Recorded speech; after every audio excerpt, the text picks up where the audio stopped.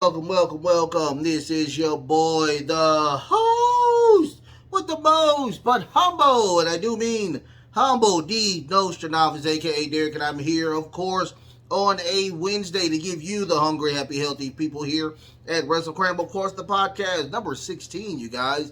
If you're watching it today, you're watching it tomorrow, you're watching it next week. I truly do thank you from the bottom of my heart to the depths of my loins. I truly do thank you so much. I am humbled eyes each and every single time you allow me to grace your presence. Thank you so much. First and foremost, let's get some cleaning out of the way. Let's get the house in order first and foremost. If you have not sent your question, today is the last day to send that question. After that, if you do not send it, you will get that next question on Sunday, okay? So do not forget, you have one more day. Today is the last day to get your questions out and ask your boy about anything that is, nice or whatnot, But you can ask your boy any single thing that you would like, wrestling, nerd culture, somewhat personal. Now, don't get too personal or whatnot, but, you can ask anything you want on the feed or whatnot. Don't forget. Also, don't forget, I do have a wrestling podcast. Of course, I have a wrestling podcast. Of course, no, I'm talking about, of course, my Facebook group page is Wrestle Club Super Club. That's Wrestle Cram Super Club. Wrestle Cram Super Club. Don't forget, it is not private. It is public for everybody to consume. Have a great time. Ask me a question on there as well. Maybe you get a great debate or whatnot. What else? I think that's it. Tomorrow, don't forget. Tomorrow, your boy will be doing the AEW Dynamite, so don't forget about that. Thursday is absolutely nothing as of right now. I'm trying to think of something, but right now I'm fine with being off on Thursday. It's no biggie. Don't forget, like, share, and subscribe, you guys. Like, share, and subscribe. I just wanted to say this before I start the show. Now, I was looking at some of the stuff that's on the Facebook thing or whatnot. The YouTube thing. And 50% of y'all are watching that are members. 50% of you are not members. Don't forget. If you're watching and you're a member, thank you so much. If you're not a member and you're watching, thank you. But go ahead and hit that sub button, okay? Do not forget to give your boy one of those subs or whatnot. I do send these things out. I'm posting on really a daily basis. The only days I don't post is probably on Thursdays and Saturdays. So I'm on here all the time. I'm posting. I'm having a great time, and hopefully y'all are having a great time as well. But let's get into the news or whatnot. We're going to talk about, of course, Mark Henry putting his 2 cents on the CM Punk at Raw. Also, Edge, he may only have one more year left in him to wrestle. After that, we have Spring Breaking from the NXT. I have the complete recap of that as well. And my 2 cent segment is going to be about, of course, CM Punk and why I think he will be the savior. Also the plus delta again at AEW. Don't forget, like, share, and subscribe. Like, share, and subscribe. Let's get into it. Let's talk about Mark Henry. This is from WrestleZone.com. Don't forget to go check out WrestleZone.com. Great website. I pull it up on actually my Facebook page. Huge fan of WrestleZone. Mark Henry believes that CM Punk being backstage at WWE Raw was much ado nothing. That's truly about nothing. The topic of CM Punk being backstage at Monday Night Raw Monday was brought up on the Busted Open radio show today, which was Tuesday, which was yesterday. During the discussion, WWE Hall of Famer and current All Elite Wrestling star Mark Henry explained why something like this isn't really a big deal. He does go into a conversation saying, you know what, man, I've been there before. There's never been a problem, even at AEW. We have wives, husbands, best friends, business partners come into AEW world all the time. Most of the time, you would never know they were there. Mark Henry said, you never know unless some damn glory hog in the back is like, oh, I want to be famous. Let's post his photo on. Let's post his photo. Let's post this video. And it continues and says, I was here at my house hugging my daughter, watching Loud House. Not a big fan of Loud House, but it is what it is. And my phone rings and it's Vince McMahon. And he goes and says, "Are you in Austin?" And I go, "Yeah." And he goes, "You're not gonna come down and hug my neck?" Um, I'm here, man. That's what Vince McMahon said, of course. He said, I'll be right down. There's no problem, no stress, no intention with people. I'm not going to put everybody's business in the street. I just told you my story. It happens all the time. Now, was he wanted there? That's the question. That's the super question. Obviously not, but I'm not wanting to guess what we ain't going to make a big deal about. He says, it's, hey bro, just call me when your show is over.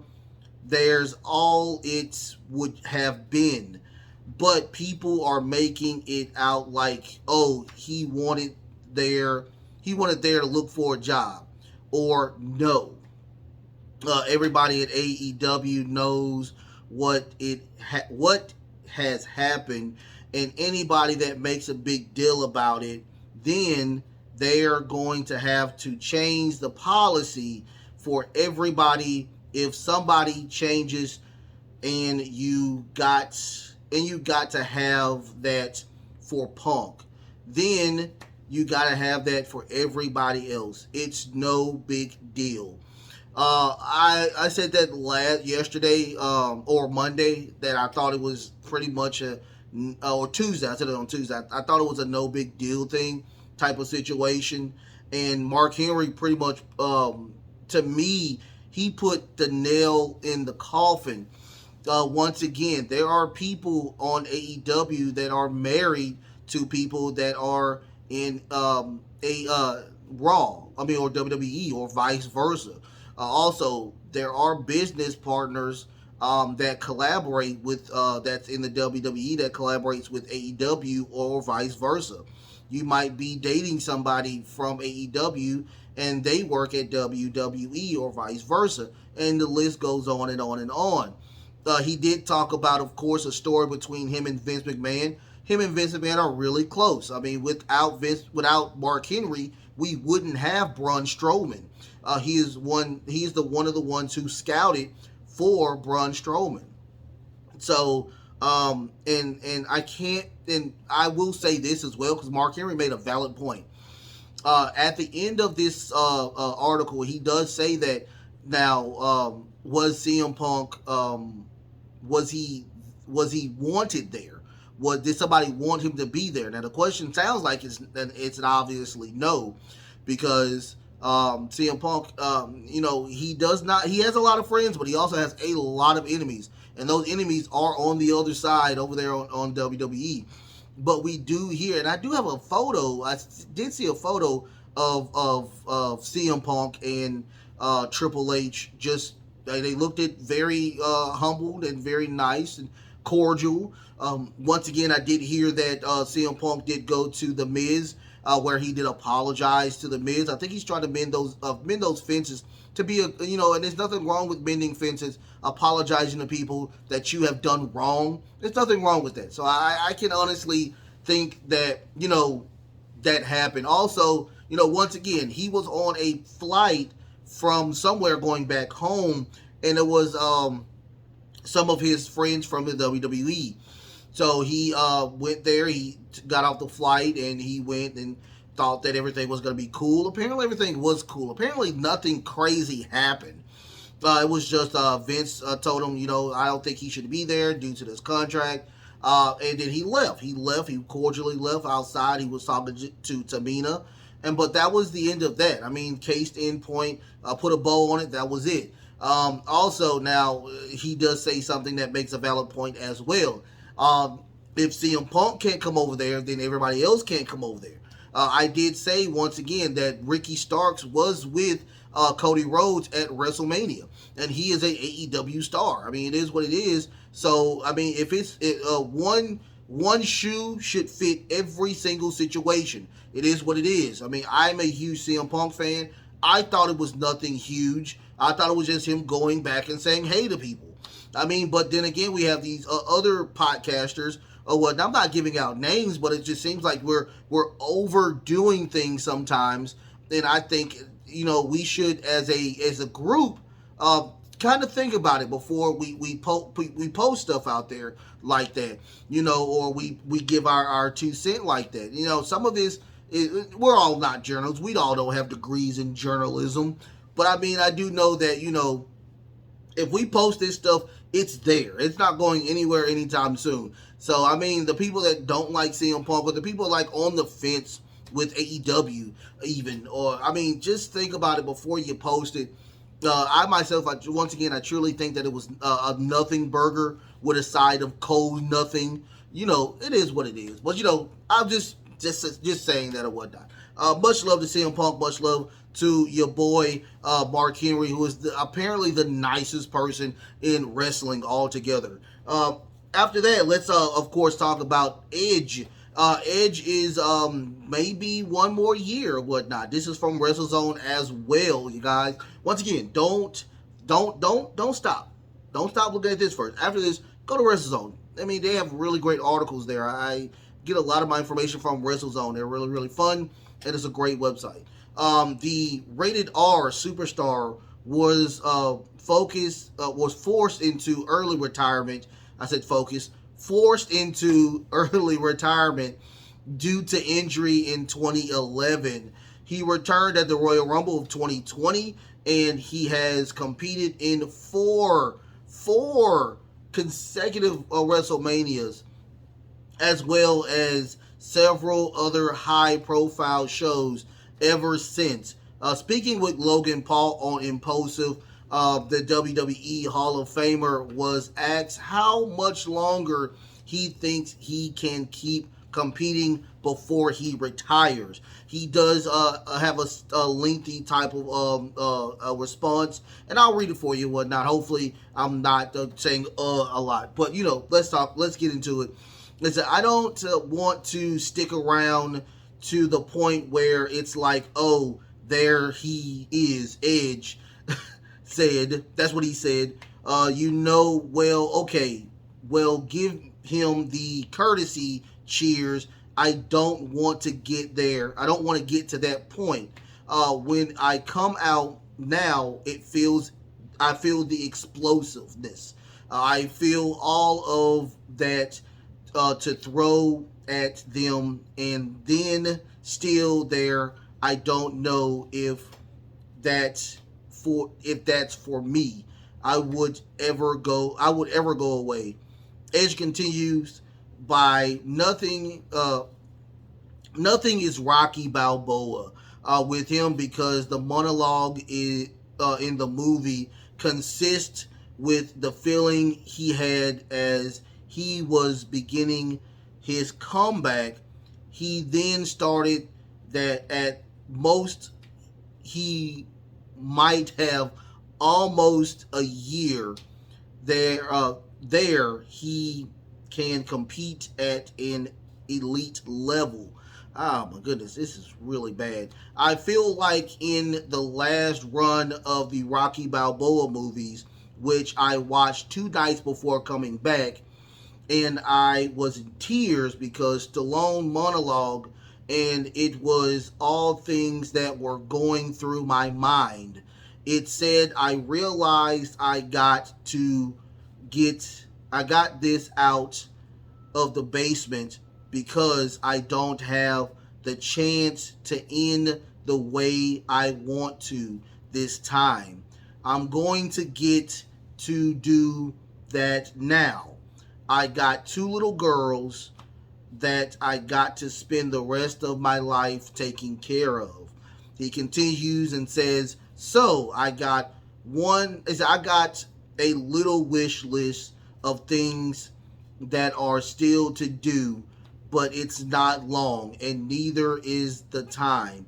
I think that most I might have another year in me to be able to do this at this level, the elite level, where I can still hang, and I got to get in with Austin Theory, who's 25. He wasn't born when I had my first match for the WWE. You know that I mean, I want to be sitting on my mountain and watching these guys do their thing and just going, man, good for them. Of course, he does. They do let you know that his last match was against Finn Balor at WrestleMania 39. If he stopped right now and said, "I've retired," dude, he is going to be one of the greatest wrestlers of all time. I think he is tied with Cena. I think he has 13 or 14 world championships. Edge is one of my greatest wrestlers of all time. He is actually in my Mount Rushmore of greatest wrestlers of all time. He's in my personal Mount Rushmore of greatest wrestlers of all time.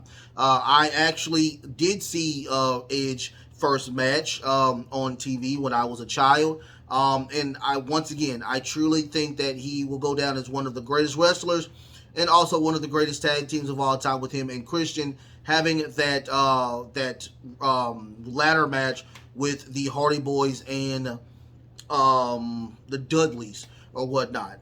He is a great addition coming back to the WWE, and I truly marked out when he did come back to wrestle at the Royal Rumble. I know he has a neck fusion type of thing, and I know that, even with that, you still have to worry about, yourself, and, taking care of not only yourself, but your children and his wife. So, number one, I'm always about health. And number two, I'm always about getting your money. I think he had 3 years. I think that 3 years is almost up. I think he probably will re-sign probably for another year to finish off this glorious run that he had. Him creating the Judgment Day, him getting kicked out of the Judgment Day, him trying to destroy the Judgment Day was very great long-term booking. I truly enjoyed every single time that I watched the Edge get into the ring this go around. It was more fun to watch Edge this go around, watching him have a great time doing what he has to do. Now, championship gold, I don't know about that. It would be awesome if he does have one more stint with the world title now, since we do have a tournament going on. But once again, I don't think he's even in that mindset. He said he has a small wish list. One of them is Austin Theory. But, much love to Edge. I think Edge is a really great person. And also, once again, with Mark Henry, I heard he's like one of the nicest people in the world. So, I would like to see what happens with this situation. Much love to Edge. And once again, let's see what more we can. Every time he comes, it's a huge pop. Huge pop. Or whatnot. I remember when Edge came out and said, "You think you know me?" I remember that song. I don't remember the "On This Day." That song is new. All right. I remember the song where it was "You Think You Know Me." I remember that one or whatnot. But anyway, I digress. Let's talk about, of course, NXT Spring Breaking. We get a really nice intro. Everybody's talking about, of course, the matches that we are getting. We get a first timer coming in with his match. We'll get with that as well. I think he was the next to the last match of the card or whatnot. But let's get into it, you guys. The very first match was Tony D'Angelo versus Stax. versus Stacks. It was Tony D'Angelo and Stacks versus Pretty Deadly. This was a trunk match. Now, in order for you to win, you got to get both of your opponents in the trunk and close it shut. It was a pretty decent match. I enjoyed them. I really am over on Tony D'Angelo and Stacks. I think they are really, really good. I truly think that they are ready to go to the main roster. I mean, honestly, they are really good. People don't like the gimmick. I enjoy the gimmick. Enhance the group or whatnot. Enhance the group. That's all I'm saying. Enhance the group. Put Kiana James in there or whatnot. She's doing nothing right now. Put her in the group. Put more people into this group, you guys. I like this. I like everything about the character of Tony D'Angelo and Stacks. But before the match even started, we get D'Angelo and Stacks attacking Pretty Deadly. It did flip over to a point where we did get a lot of offense from Pretty Deadly. But at the beginning, I mean, they were using everything in the ring, outside the ring. There was one time where Stacks throws one of the members of Pretty Deadly into a pool of those balls at Chuck E. Cheese. I did that like it was nipple, but those balls like at Chuck E. Cheese, throws them in there, grabs one of those it was an NXT surfboard thingy, and throws it at him. I mean, it was crazy. But toward the end, the Pretty Deadly did throw Stacks into the trunk, closing the trunk. But they do open the trunk to throw Tony D'Angelo in there. Stacks is holding a fire extinguisher and sprays them. He throws that gentleman throws one of the members into the trunk. We get a bada bing, bada boom on the other member of Pretty Deadly. They throw him into the trunk, close the trunk. They do win, and they get into the car and drive off. So we'll figure out what happens. We got like two more segments with that. After that, we get a Tiffany Stratton promo where she talks about that Roxanne Perez was so 2022. It's 2023 now. And she talks about Indy Hartwell, where her 15 minutes of fame is over. After that, we get a Chase U University backstage promo where Duke Hudson is saying, we see Andre Chase. He's actually in his thoughts or whatnot. And Andre's like, what's going on? He said, Andre said, I'm gathering my thoughts. And that's where Duke Hudson motivates him to get this match up and going. We do get this match next. It is not a long match. It is, we get a crazy Boston Crab, full crab onto Andre Chase, and he wins. And of course, Braun Breaker wins the match. I mean, it was a squash match, beyond squash match. So after that, we get a Carmelo Hayes video package. It's just a video package saying that he's money. He's always money. He is him or whatnot. He is that guy. After that, we get a Ilya Dragunov where he's coming in to the arena, but Dijak comes in, beats the living shit out of Ilya Dragunov, and they do the angle with Darby Allin, where they get the thing, the cruncher thing that closes the doors or whatnot, and he slams it onto Ilya Dragunov's chest, injuring him. He's like, but while Dijak was attacking him, like, keep your nose out of my business. He was consistently saying that. So we got that situation. After that, we get the Laura Valkyrie versus Cora Jade. This was a pretty decent match as well. This is Cora Jade's first kind of live premium event back. She is truly the next generation of women superstars. I truly see her going, one of the people going to main roster pretty soon. Give her another year, probably stint with the world title, but she is really, really good. We get a angle where she grabs that kendo stick that she comes with, and she was about to attack Valkyrie. The referee grabs the, of course, the kendo stick, and she does the beautiful DDT for Cora Jade to win the match. After that, we get a video package of Tony D'Angelo and Stacks having a great conversation, and they hear the trunk just banging. He's like, "Do you hear something?" He's like, "No, no." So they pull over, and Stacks get out, and he tells them, "Hey, y'all need to stop. You need to shut up, do what you got to do, whatnot." And they get back in the car, and they just have a great conversation yet again. After that, we get the Grayson Waller versus Carmelo Hayes. This match was not a lot to go home to. Grayson Waller comes with the golden, I think it was an Air Force One. That was a golden Air Force One with a beautiful lady by his side. It was, now, I will say this. Trick got injured during the match, so he did leave Carmelo Hayes with that beautiful leg drop on the middle of the rope.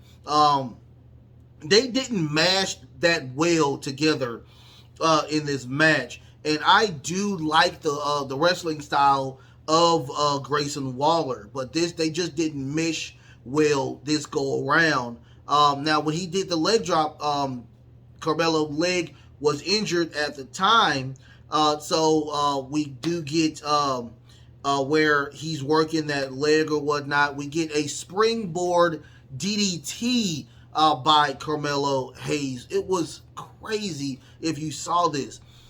Grayson Waller delivers a elbow drop after throwing Carmelo Hayes onto the commentator's desk. We also, well, before that, we get that beautiful stunner that he did, rolling stunner, but Carmelo Hayes smartly rose out of the ring. That made him upset, gave him that elbow drop onto the commentator's desk.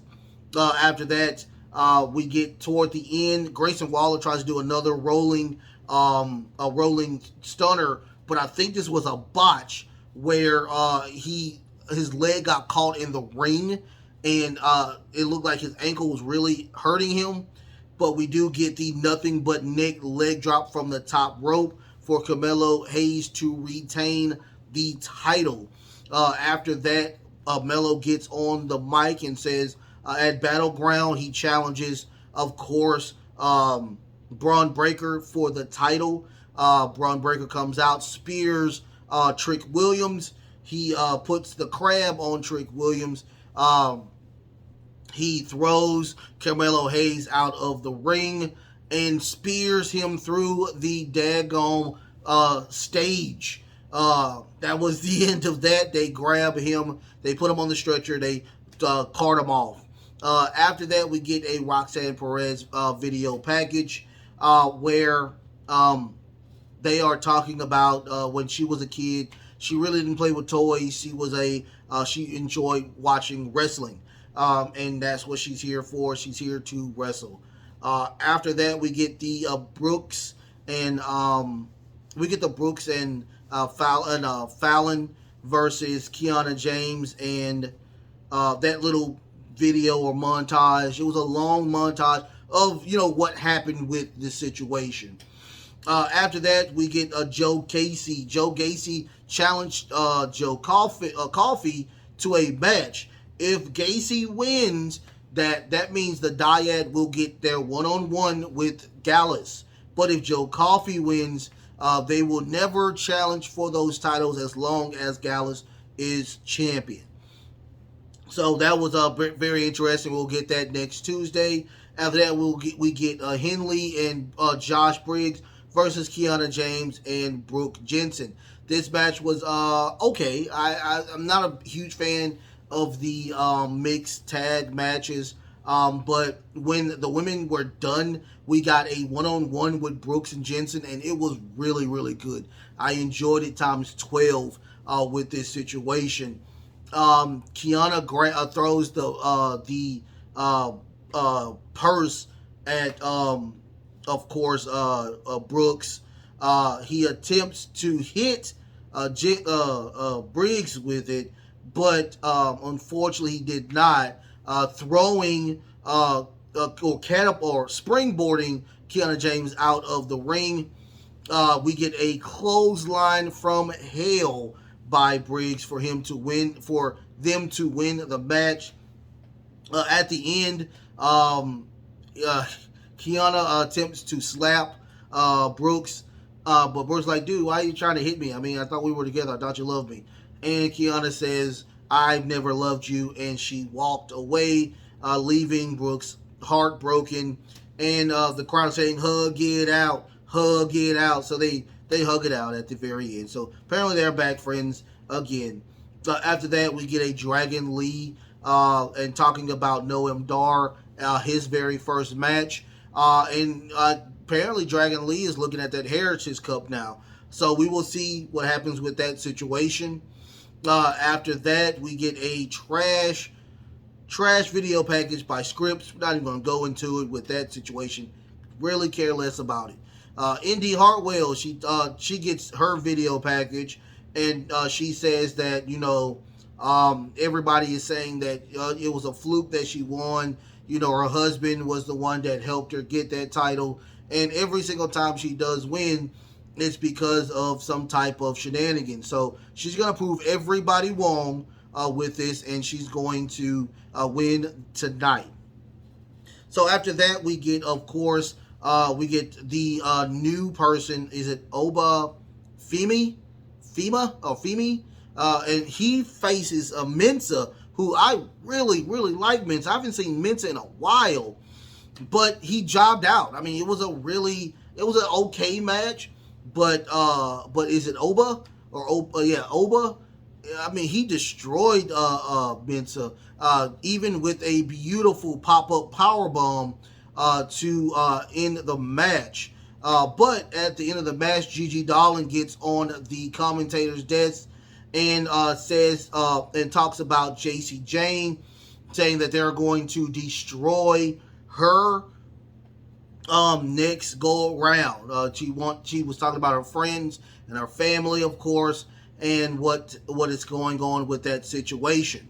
After that, we get a Drew Gulak and Charlie Dempsey video package where Drew Gulak challenged Wes Lee for the North American title. We'll get that next week. After that, we get a Tyler Bates. Tyler Bates just wants to be on the side of Wes Lee and make sure he evens the numbers when they do face each other for the North American title. After that, we get the main event, Tiffany Stratton and Roxanne Perez versus Indy Hartwell.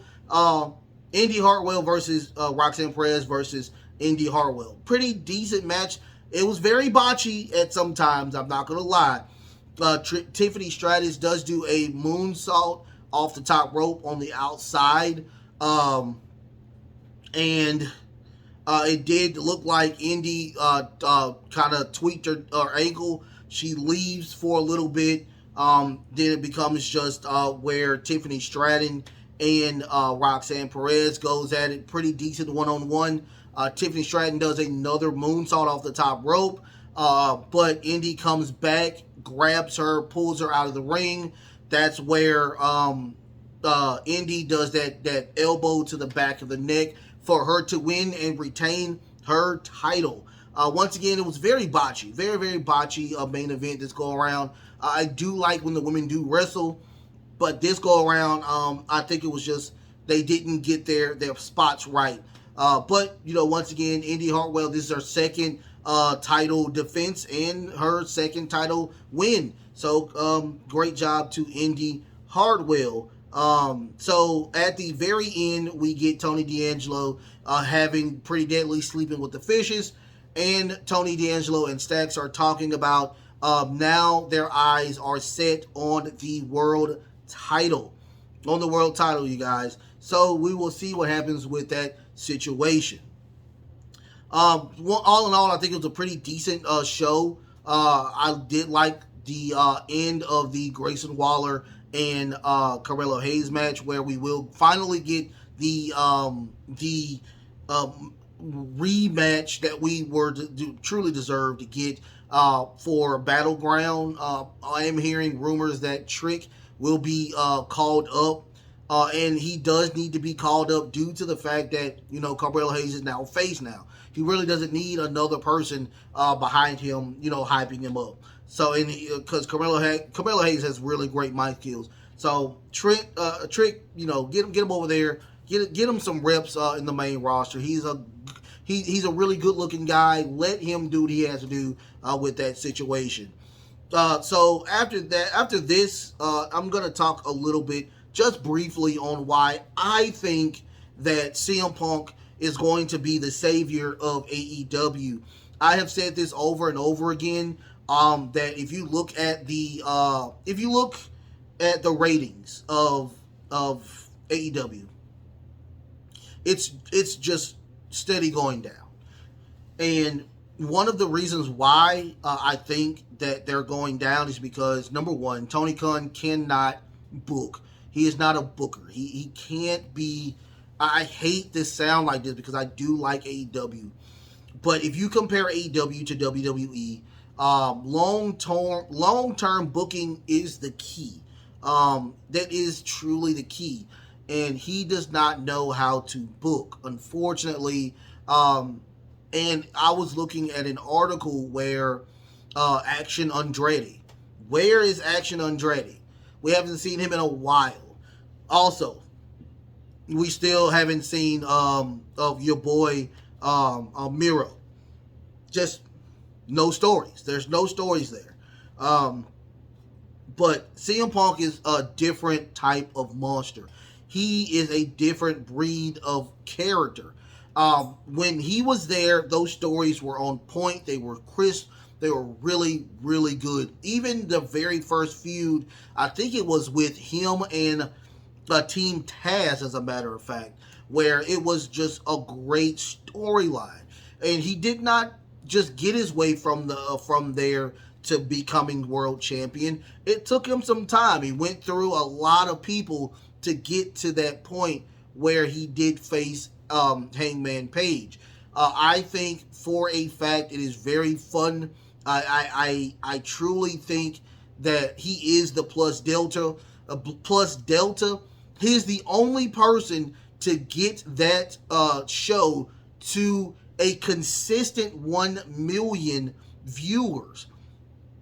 It's on Wednesday. It's not going against either Thursday Night Football or it's not going against Monday Night Football. It should not be anything but over 1 million every single time. I do like the concept of where they are getting them away from each other for a certain extent. That's not them. I'm saying the Elite. That would be a smart move for them to do that. But once again, I truly think CM Punk is one of those people that always is the needle mover. It would have been a travesty that he left AEW altogether. I truly think that he is the only person to get them over the hump. We have seen the Elite over and over again come back. And once again, I'm a huge fan of the Elite in the ring or whatnot. And it troubles me that even with, one of the biggest stars in wrestling, Kenny Omega, and one of the best wrestlers of tag teams, you have two of the best tag teams in that division. In that federation with FTR and of course the Young Bucks, and you still can't get over 900,000. It's truly crazy to me. I hate that this is going on with this situation. But the first thing that I tell anybody, when it comes to wrestling is get your money. Always get your money first, and everything else will come into fruition. But make sure you're getting your money first. The Young Bucks And Kenny Omega, the Elite, and CM Punk, this is money. This is money in the making. WWE is having a hiring freeze right now. So you can't go to WWE even if you are a huge name like CM Punk. So it is time to put on your big boy pants, the Elite, Chris Jericho, Hangman Page. I don't even think Hangman Page is even upset anymore. But what I'm saying though, it's time for y'all to put your big boy pants on. It is time to bring this guy back in and put AEW back on the map on the competition side of WWE. It is time. This guy he has extended the olive branch numerous times. He has apologized numerous times. And now it is time for everybody to get it in. Get your money. Like, share, and subscribe, you guys. Like, share, and subscribe, you guys. Do not forget, this is the last day to get your questions in on Ask Wrestle Cram. Also, don't forget to like, share, and subscribe. Again, I'm going to say it again. Like, share, and subscribe. Half of you are members, half of you are not. I do thank both of y'all for watching, but the group that is just watching, go ahead and hit the sub button. Also, don't forget, I have a Facebook group page. It is called the Wrestle Cram Super Club. Wrestle Cram Super Club. Don't forget about that as well. Dude, I love y'all so I love y'all so much. I thank y'all so much. From the bottom of my heart, again, I thank y'all. So, I mean, other than that, you guys, I will see y'all tomorrow. Until next time, the best is yet to come. The best is truly yet to come. Love, peace, and of course, wrestling.